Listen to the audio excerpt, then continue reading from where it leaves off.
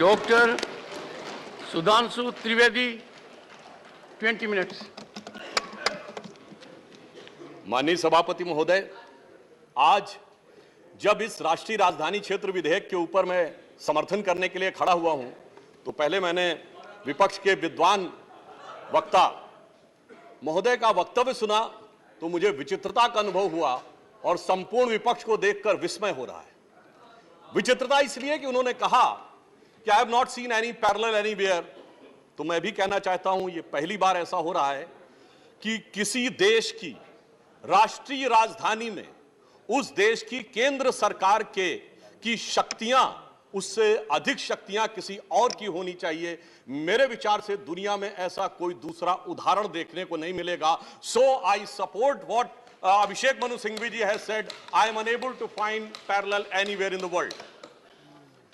दूसरा विषय जो मैंने कहा कि विस्मय का अनुभव क्यों हो रहा है, अभी देखिए उन्होंने 2 बार सुपर सीएम प्रयोग किया कॉन्स्टिट्यूशनल पद पर बैठे हुए व्यक्ति के लिए। मगर महोदय, इस देश ने बगैर संवैधानिक पद पर बैठे हुए सुपर पीएम 10 साल तक देखा है। और मैं ये कह रहा हूं कि अभी मैंने कितना सुंदर सामंजस्य देखा कि उन्होंने कहा कि समय कम हो रहा है, तो आम आदमी पार्टी वालों ने कहा हम भी समय देने को तैयार हैं। सारे विपक्ष को देख के विस्मय होता है कि कांग्रेस पार्टी, जिसका कि 3 राज्यों में स्थिति यह रही कि गुजरात में वोट हाफ कर दिया। बिल्कुल बता रहे हैं, सुनिए तो, अरे सुनिए तो, बता रहे हैं। Sorry, honorable members. One second. Dr. Abhishek Singhvi was heard in rapt attention. This is the decorum of the house. No. Yes, I am coming to that, sir. Let me do not get into disruptive mode. Dr. तो मैं कहना चाहता हूं कि ये लोग किस तरीके से आए हैं साथ में। अरे साहब, बहुत सारे शेर बोले तो ऑर्डिनेंस के पार्ट नहीं थे, हम भी बता रहे हैं आपको। I will have to name you. देखिए इनकी I will have to name you. कि you have got it as a habit. क्या शिद्दत दिख रही है एक दूसरे को सपोर्ट करने में। देखिए इनकी स्थिति ये गुजरात में। We want decorous debate here. Doctor said many things, maybe digestible, maybe indigestible. Dr. Sudhanshu Trivedi. मैं सिर्फ ये कहना चाहता हूं कि गुजरात में कांग्रेस का वोट हाफ कर दिया, पंजाब में इनका स्विच ऑफ कर दिया, दिल्ली में साफ कर दिया और आपने इनको माफ कर दिया। और उसके माफी के बाद भी मुझे लगता है, अभिषेक मनु सिंघवी जी ने कहा था तो मैं भी ये कहना चाहता हूं, आप साथ में आए हैं दिल्ली के इस बिल पे, दिल्ली की जनता के लिए आए हैं या किसी और कारण से आए हैं, ये दिल्ली की समझदार जनता समझती है। तो मैं भी एक पंक्ति कहना चाहूंगा कि शाम तक सुबह की नजरों से उतर जाते हैं, इतने समझौतों पे जीते हैं कि जमीर भी मर जाते हैं। अब यह एक संवैधानिक विषय है कि यह जिस प्रकार से संविधान में लागू होना चाहिए, परंतु उसके साथ राजनीतिक टीका टिप्पणी की जा रही है, तो एक सैद्धांतिक विषय भी आता है। तो मैं संवैधानिक और सैद्धांतिक दोनों विषयों का जवाब दूंगा। I will reply both the constitutional and conceptual aspect. देखिए, माननीय गृह मंत्री जी ने लोकसभा में बहुत स्पष्ट किया था कि दिल्ली पूर्ण राज्य नहीं है, यह एक विशेष श्रेणी का यूनियन टेरिटरी है, यानी विशेष श्रेणी का संघ शासित राज्य है। वैसे मुझे लगता है संघ शब्द आते ही बेचैनी ज्यादा हो सकती है दूसरी तरफ, और संघ शासित से बेचैनी और हो सकती है, इसलिए मैं यूनियन टेरिटरी वर्ड प्रयोग करूंगा। It is a special category of union territory. और वैसे भी आजकल अंग्रेजी के प्रति मोह बहुत ज्यादा है, क्योंकि अपने गठबंधनों का भी नाम अंग्रेजी में ही ज्यादा रखा जा रहा है। संविधान में जो भाग 8 में उल्लिखित, वैसे तो जब मैंने टीवी चर्चा के दौरान कई बार विपक्ष के लोगों से INDIA का हिंदी फुल फॉर्म पूछा, तो पहले दिन तो लोग गूगल देख के भी नहीं बता पाए। खैर, अब मैं कहना चाहता हूं कि संविधान के भाग 8 में उल्लिखित प्रावधानों के अनुसार, अरे सुनिए देखिए, संविधान के भाग 8 में उल्लिखित प्रावधानों के अनुसार अनुच्छेद 239 से 242 तक संविधान में इस विषय का पूर्ण वर्णन है। अनुच्छेद 239 में इसका विशेष प्रावधान किया गया है। यदि उसके क्लॉज को 239 AA 3B को देखें तो संसद को दिल्ली संघ राज्य यूनियन टेरिटरी से संबंधित किसी भी विषय पर कानून बनाने का पूरा अधिकार है। इसमें किसी भी प्रकार का कोई संशय नहीं है। सर्वोच्च न्यायालय के जिस निर्णय का बार बार उल्लेख किया जाता है और हमारे विरोधी उसको अपने हिसाब से प्रयोग करते हैं, उसमें भी बहुत साफ देख लें कि 105 पेज के उस निर्णय में कहीं पर भी सर्वोच्च न्यायालय ने संसद के द्वारा दिल्ली के बारे में कानून बनाए जाने के विषय के ऊपर किसी प्रकार की कोई टिप्पणी नहीं की है। इसके बाद भी न्यायालय के आदेश में पैरा 161 और 162 को कई बार उल्लेख किया जाता है, परंतु यदि पूरे संदर्भ में देखें तो पैरा 86, 95 और पैरा 164 एफ को पढ़ें तो वहां पर संसद के द्वारा दिल्ली के संदर्भ में किसी भी विषय के ऊपर कानून बनाने की शक्तियों का विधिवत अनुमोदन है, कहीं पर निगेशन नहीं है। और स्पष्टता के साथ इसकी आवश्यकता क्यों थी? ताकि शासकीय आदेश को एक विधायी शक्ति भी मिल सके, एग्जीक्यूटिव ऑर्डर को एक लेजिस्लेटिव पावर भी मिल सके। इसलिए उस अस्पष्टता को दूर करने के लिए to remove any an iota of suspicion यह आवश्यक था। इसलिए मैं इस बिल का समर्थन करता हूं। अब कई बार लोग कहते हैं साहब अध्यादेश की आवश्यकता क्यों थी? वैसे तो माननीय गृह मंत्री जी ने भी इस विषय को लोकसभा में बताया था। अभिषेक मनु सिंघवी जी ने कहा कि 19 तारीख को अध्यादेश क्यों आया। शायद उन्हें ध्यान हो कि दिल्ली सरकार में जैसे ही चंद दिनों में ताकत मिली तो सबसे पहले किन फाइलों के बारे में, सतर्कता के साथ सतर्कता विभाग की फाइलों के बारे में कार्रवाई की गई। मीडिया में प्राप्त समाचारों के अनुसार सतर्कता सचिव ने यह रिपोर्ट किया कि रात 9 बजे मंत्री के द्वारा उनको कॉल किया गया, सुबह 3 बजे तक वह कार्रवाई चलती रही, 76 से अधिक फाइलें मंगाई गईं और उन्होंने उपराज्यपाल महोदय को यह आशंका भी व्यक्त की कि उसमें कई ऐसी फाइलें थीं जो कि गोपनीय थीं और उसके अनुसार उन फाइलों में किसी भी प्रकार की छेड़छाड़ भी संभव है। अब मुझे बहुत आश्चर्य होता है कि दिल्ली में बाढ़ आई तो दिल्ली फ्लड कंट्रोल अथॉरिटी की बैठक तो 2 साल से नहीं हुई, मगर विजिलेंस की फाइलें ओवरनाइट सर्च की गई। तो मेरे विचार से, और ये सर 16 और 17 मई की रात का था, तो मानी हुई बात है जब ऐसी परिस्थिति नजर आएगी तो उसके 1-2 दिन के अंदर अध्यादेश की आवश्यकता महसूस होगी। यहां मैं एक और बात भी कहना चाहता हूं कि ब्यूरोक्रेसी पर नियंत्रण की बात आम आदमी पार्टी की सरकार के द्वारा की जाती है, तो ये लोग तो अपनी एक पैरेलल ब्यूरोक्रेसी भी बना चुके हैं, क्योंकि अनेक प्रकार के समाचार पत्रों में आया है कि कई ऐसे लोग जो कि आम आदमी पार्टी के पदाधिकारी हैं वह सरकारी पदों पर भी विद्यमान हैं और सरकारी पदों पर रहते हुए सरकारी शक्तियों का भी उपयोग कर रहे हैं। वैसे ये लोग बहुत दावा करते हैं कि उन्होंने बहुत सारी चीजें फ्री दिया, कुछ 100 रुपए दिल्ली की जनता को कुछ मामलों में फ्री मिला और अपने लोगों को कई मौकों पे, कई जगहों पे, दर्जनों से ऐसे लोग हैं जिनको लाख लाख 1.5 लाख की तनख्वाहें मिली। और यदि आरोपों को देखा जाए तो करोड़ों रुपए के घोटालों के आरोप हैं। एक कहावत होती है, माले मुफ्त दिले बेरहम। तो मैं कहना चाहूंगा इनकी तो स्थिति यह है कि माले मुफ्त दिले बेरहम, दिल्ली पे सितम और करोड़ों हजम। अब एक और बात जो ब्यूरोक्रेसी के नियंत्रण की बात है, तो मैं ध्यान दिलाना चाहता हूं, इस दिल्ली प्रदेश में एकमात्र ऐसा प्रकरण हुआ जो पूरे देश के इतिहास में बहुत विचित्र था कि दिल्ली के मुख्य सचिव ने दिल्ली के मुख्यमंत्री आवास के अंदर अपने साथ मैन हैंडलिंग का आरोप लगाया।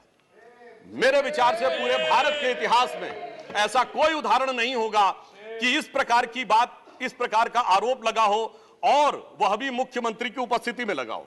यह दर्शाता है कि ब्यूरोक्रेसी को नियंत्रण करने की जो छटपटाहट है उसमें वास्तविकता में वो फितरत क्या है। और मैं एक टेक्निकल पॉइंट कहना चाहता हूं, दिल्ली का कोई स्टेट कैडर नहीं है, जैसे राज्यों का कैडर होता है तो राज्य का मुख्यमंत्री उस कैडर को नियंत्रित करता है। जो आईएएस और आईपीएस अधिकारी होते हैं वो यूनियन टेरिटरी कैडर में आते हैं। जब वो सारे राज्यों में, सारी केंद्र शासित राज्यों में उनका स्थानांतरण हो सकता है, तो मैं आपके माध्यम से विपक्ष से पूछना चाहता हूं कि यदि दिल्ली के एक अधिकारी का ट्रांसफर गोवा होना है और दिल्ली के सीएम की उस पर एब्सोल्यूट अथॉरिटी होगी तो यह कैसे संभव हो सकता है? इसलिए यह आवश्यक है कि इस विषय के ऊपर केंद्र सरकार की शक्तियां परिभाषित हो। अब एक दूसरी बात भी है, दिल्ली में स्टेट कैडर भी नहीं है, यानी जैसे स्टेट पब्लिक सर्विस कमीशन होता है और राज्य के कैडर होते हैं, तो यहां भी दानिक्स कैडर है। यानी दानिक्स कैडर में भी 3-4 यूनियन टेरिटरी आती हैं, दमन, दीव और अन्य।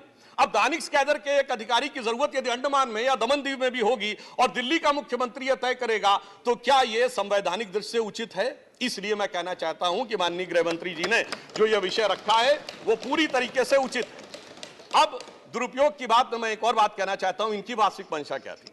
दिल्ली में एक जनरल फाइनेंशियल रूल 2019 है जो ये कहता है कि 10 करोड़ रुपए से अधिक का अगर किसी भी प्रकार का व्यय होगा तो वह मंत्री की शक्ति से बाहर होगा और वह एलजी के पास जाएगा। महोदय, इनके मुख्यमंत्री जी का जो मकान या वजीर आला का अजीमुशान महल बनाने के लिए जो बिल बने साहब, वो पूरे उसके एक साथ नहीं बने। 10 करोड़ से कम के 8.5, 8, 7.5, 9 करोड़ रुपए के डिफरेंट बिल बने और एक मद ऐसा है जिसमें कि मुख्यमंत्री कार्यालय के कर्मचारियों के लिए महोदय जानते कितने का बिल बना? 9.99 करोड़, यानी 0.01 से कैसे बचा जा सकता है कि टेंडर न करना पड़े, मन मुताबिक खर्चे कर लिए जाएं। यह दर्शाता है कि नियमों के प्रति और ब्यूरोक्रेटिक नियमों के प्रति इनके मन में क्या आस्था है। और इतना ही नहीं, दिल्ली मेट्रो के लिए तो वृक्ष काटने की परमिशन वर्षों तक नहीं मिलती थी, मगर मुख्यमंत्री आवास के लिए वृक्ष काटने की परमिशन उनको मिल जाती थी। अब इसके साथ मैं एक और बात कहना चाहता हूं, एक नैतिकता, सैद्धांतिकता का सवाल उठाया जाता है। तो मैं कोट करना चाहता हूं कि दिल्ली के मुख्यमंत्री जी ने, जिनका वो आलीशान शीश महल बना हुआ है, उन्होंने 27 अक्टूबर 2013 को शीला दीक्षित जी के विषय में लिखा था ट्वीट, और उनको मैं कोट कर रहा हूं। उन्होंने कहा कि दिल्ली की मुख्यमंत्री शीला दीक्षित जी के घर में 10 एसी लगे हैं। मैंने तो सुना है कि बाथरूम में भी एसी लगे हैं। कौन भरता है इस एसी का बिल? और आगे वो कहते हैं, मेरा तो कलेजा कांप उठता है ये सोचकर कि दिल्ली की 40% जनता झुग्गियों में रहती है, तो कोई मुख्यमंत्री ऐसे आलीशान घर में कैसे रह सकता है। मैं कहना चाहता हूं, देखिए, केजरीवाल जी का कलेजा कापा हो या ना कापा हो, रूह कापी हो ना कापी हो, रूह है क्या है, किसकी रूह है, उस पर मैं टिप्पणी नहीं करना चाहता, मगर मैं एक बात जरूर कहना चाहता हूं कि शीला दीक्षित जी जहां भी होंगे उनकी रूह को बहुत तकलीफ हो रही होगी कि जब उनके ऊपर ऐसी बातें करने वालों के साथ वो सारे लोग आज आकर खड़े हुए होंगे। वैसे महोदय, उनके घर में 10 एसी थे, यहां तो 15 टॉयलेट भी हैं।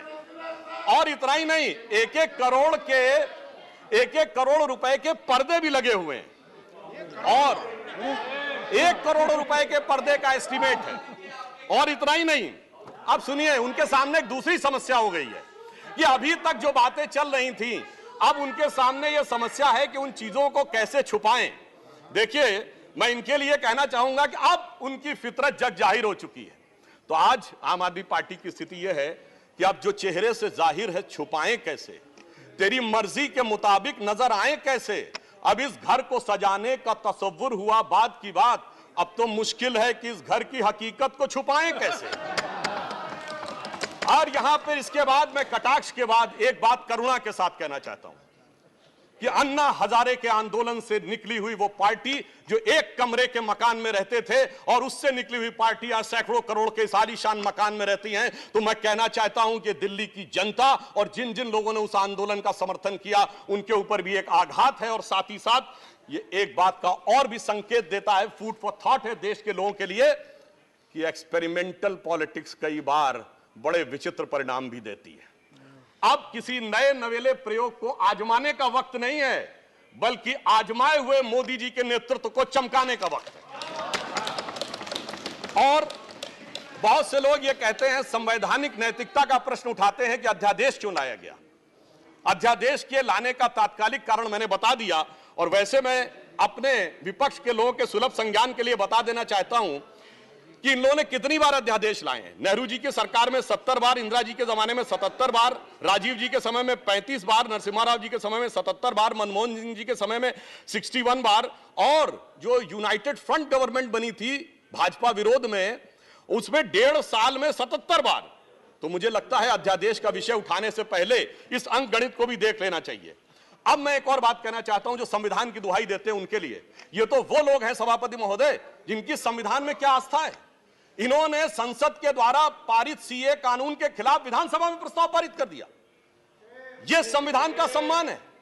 और वो सिटीजनशिप अमेंडमेंट एक्ट था। नागरिकता का विषय तो पूर्ण राज्य का भी विषय नहीं हो सकता, और तो उसके बावजूद दिल्ली सरकार ने पारित कर दिया। तो इसका अर्थ हुआ कि ये जिस प्रकार के कार्य करते हैं उनका संविधान में कोई आस्था नहीं है। और अभिषेक मनु सिंघवी जी अभी कह रहे थे इलेक्टेड गवर्नमेंट, तो मैं याद दिलाना चाहता हूं, after the 72nd and 73rd constitutional amendment there are 3 tier of government, जिसमें एक म्युनिसिपल और जिला पंचायत, एक स्टेट और एक सेंटर। तो मान्यवर, ये तो राजीव गांधी जी लाए थे। तो आपके मन में ना ऊपर वाली इलेक्टेड गवर्नमेंट के लिए सम्मान है ना नीचे वाली, क्योंकि चंद महीने पहले तक तो ये एमसीडी से भी लड़ते थे और दिल्ली से भी लड़ते थे।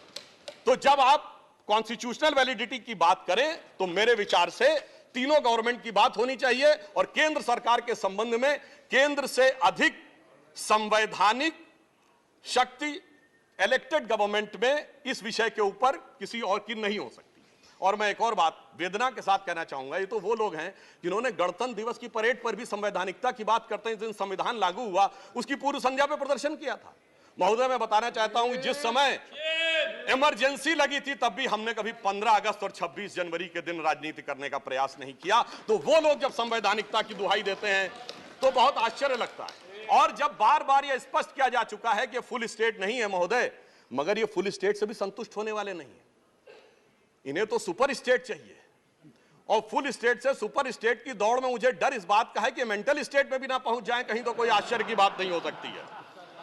और यह बात इसलिए कह सकते हैं कि 49 दिनों की वो सरकार, जब कांग्रेस पार्टी ने इनकी पालकी ढोकर सत्ता की दहलीज पहली बार पार कराई थी, उसके द्वारा अगर आप पारित इनका लोकपाल विधेयक देख लें तो उसमें संसद और सुप्रीम कोर्ट और जाने क्या क्या सारी चीजों को एक में मिला लिया गया था।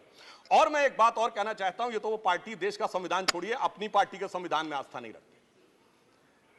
जब आम आदमी पार्टी बनी थी तो उसके संविधान में व्यवस्था थी कि उनका अध्यक्ष या संयोजक 3 वर्ष के लिए होगा और अधिकतम 2 बार होगा। मगर जो मीडिया में प्राप्त समाचारों के अनुसार 3 साल पहले उन्होंने वो संविधान में चेंज कर दिया, यानी अब जीवन पर्यंत या अपनी इच्छा के प्रसाद पर्यंत केजरीवाल जी इस विषय के ऊपर रह सकते हैं। तो मैंने इसलिए कहा ना, अपने संविधान के बारे में बात करिए।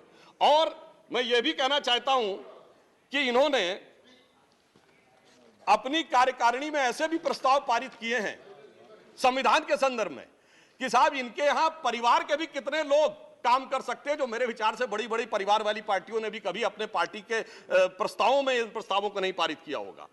और मैं ये भी कहना चाहता हूं कि बहुत आश्चर्य लगता था कि जब ये इंडिया अगेंस्ट करप्शन के स्वरूप से आगे बढ़े थे, तब एक ही पंक्ति में बता देना चाहता हूं, क्योंकि जब आप इसकी बात करते तो क्या क्या नहीं था, कहां से बात शुरू हुई थी, हम राजनीति में नहीं आएंगे, फिर कसम खाते कांग्रेस का साथ नहीं लेंगे, फिर उसके बाद बंगला नहीं लेंगे, फिर शपथ खाते हैं गाड़ी नहीं लेंगे, फिर शपथ खाते हैं सुरक्षा नहीं लेंगे। और आज स्थिति यह है, मैं सिर्फ यह कहना चाहता हूं कि जितनी बातें ये कहते थे वो सारी चीजें आवश्यक है, मगर यह दर्शाता है, क्योंकि मैं किसी की सुरक्षा के प्रति खिलवाड़ करने की बात नहीं करता, पंजाब जैसा राज्य संवेदनशील है, वहां के मुख्यमंत्री के पास सुरक्षा होनी चाहिए। परंतु मैं सिर्फ यह कहना चाहता हूं कि यह इस बात में जो कहना चाहते हैं कि इन्होंने कितना बदलाव किया है मान्यवर, इसलिए कभी कभी इनके 10 वर्ष के अंदर चरित्र में इतना बदलाव, ये कहते सबसे जल्दी सत्ता में आए। महोदय, मैं कहना चाहता हूं भारतीय जनता पार्टी और जनसंघ, हम 1951 बने, हमने 72 साल में कभी कांग्रेस से समझौता नहीं किया, इन्होंने 72 दिन में समझौता किया, तब ये सत्ता में आए। और इसलिए आज दिल्ली की जनता अपने को ठगा हुआ महसूस करती है। और शायद दिल्ली के लोग ये कह रहे होंगे कि मैं समझता था वो कितने मासूम थे, क्या से क्या हो गए देखते देखते, जिनको पत्थर से हमने बनाया सनम वो खुदा हो गए देखते देखते। और मैं एक और बात भी कहना चाहता हूं संक्षेप में, मेरे विचार से इनको अध्यादेश पढ़ना चाहिए, संविधान पढ़ना चाहिए और दिल्ली का अधिनियम पढ़ना चाहिए, क्योंकि अपने को कहते हैं सबसे पढ़े लिखे मुख्यमंत्री। तो मैं ये भी बताना चाहता हूं कि ये सबसे पढ़े लिखे मुख्यमंत्री जो अपने को सबसे हाई क्वालिफिकेशन का नाज रखते हैं, 2-3 उदाहरण उनके ही बता देना चाहता हूं। जिस समय कोविड की वेव चरम के ऊपर थी, तब इन्होंने क्या कहा, इन्होंने कहा कोविड वैक्सीन का फार्मूला सारी कंपनियों को क्यों नहीं दे दिया जाता। मान्यवर, कोविड वैक्सीन तो छोड़िए, पैरासिटामोल जैसी जो दवा भी अमेरिका ने उस समय हमसे मंगाई थी। अब कोई पढ़ा लिखा व्यक्ति ये कह सकता है कि वो चूरन की तरह फार्मूला सबको दे दिया जाए? तो कभी कहते हैं कि यूट्यूब के ऊपर फिल्म क्यों नहीं लाद दी जाती है? अरे भाई वो सरकार का अधिकार का क्षेत्र नहीं है। और फिर इतना ही नहीं, सिंगापुर में इनको बुलाया, इनविटेशन आता मेयर्स कॉन्फ्रेंस का, तो मुख्यमंत्री होते हुए जाना चाहते हैं। तो मेरे विचार से कम इनको थोड़ा पढ़ना लिखना चाहिए। और एक पढ़ने लिखने पे एक तथ्य मैं जरूर बताना चाहूंगा। जब न्यूयॉर्क टाइम्स अखबार में इनकी तारीफ निकली थी तो इनके मुंह से निकल गया था कि दुनिया का सबसे बड़ा अखबार, और उसमें इतनी तारीफ निकलवाना आसान नहीं है। वैसे निकलवाना शब्द निकल गया था, मगर मैं पढ़े लिखे मुख्यमंत्री को यह भी बताना चाहता हूं महोदय कि न्यूयॉर्क टाइम्स दुनिया का सबसे बड़ा अखबार नहीं है, वो है यमुनी शिंबुन जापान का। अमेरिका का भी सबसे बड़ा अखबार वो नहीं है, यूएसए टुडे। और इतना ये समझिए, इतना ही नहीं, भारत का times of India, Dainik Bhaskar, और वो भी उनसे अधिक हैं। तो मैं सिर्फ ये बताता हूं, अरे भाई जिस अखबार का नाम लेते हैं कम से कम उनको तो पढ़ लेना चाहिए था। मैं आपको अधिक समय न लेते हुए मैं सिर्फ ये कहना चाह रहा हूं महोदय कि इनको ना पढ़ाई से मतलब है, इन्हें ना पढ़ाई से मतलब है, न लिखाई से मतलब है, इन्हें तो बस कमाई से मतलब है, और वो भी ऊपर वाली कमाई से। और अंत में मैं कहना चाहता हूं सर, अंत में एक लाइन और कहना चाहता हूं कि आज सब लोग मिले, आम आदमी पार्टी और कांग्रेस एक साथ मिले, भारत की सबसे पुरानी पार्टी, पुरानी धुरानी पार्टी, नई पार्टी, नई नवेली पार्टी, अजब अलबेली पार्टी, सब मिलकर एक हो गए। मगर प्राप्त क्या किया? दोनों ने सिद्धांतों से समझौता किया, और कांग्रेस ने भी इतना सयाना दांव चला कि इन्होंने अगर उनका हाथ पकड़ के दिल्ली अध्यादेश पर समर्थन लिया हो तो अविश्वास प्रस्ताव ले आए, लीड उनको मिल गई। तो इसलिए मैं कहना चाहता हूं अंत में कि इन लोगों को आखिर में क्या प्राप्त हुआ, ये पंक्ति कह के समाप्त करता हूं कि इनको विधेयक भी नहीं मिला और सम्मान भी नहीं मिला, यानी इज्जत भी गई, बात भी नहीं मिली। तो एक पंक्ति कहता हूं, न तुम ही मिले, आप लोगों के लिए लागू है, न तुम ही मिले न मयस्सर तुम्हारी दीद हुई, दीद मतलब साइट, न तुम ही मिले न मयस्सर तुम्हारी दीद हुई, तुम ही कहो ये मुहर्रम हुई कि ईद हुई। सुखेंदु शेखर रे, श्री सुखेंदु शेखर। त्रिवेदी ने बड़े जोश के साथ और बहुत शेर शायरी के साथ उन्होंने बात की। त्रिवेदी ने शेर शायरी के साथ बहुत लंबी तकरीर की। अगर उसको उत्तर हमारे पास चतुर्वेदी है, अगर आप त्रिवेदी है तो हमारे पास चतुर्वेदी है। माननीय प्रतिपक्ष के नेताजी, नहीं, डॉक्टर अभिषेक सिंघवी ने कवि का काम ज्यादा किया, वकील का कम किया। कितना कवि का काम आपने किया। श्री सुखेंदु शेखर रे, 9 minutes. I am not going to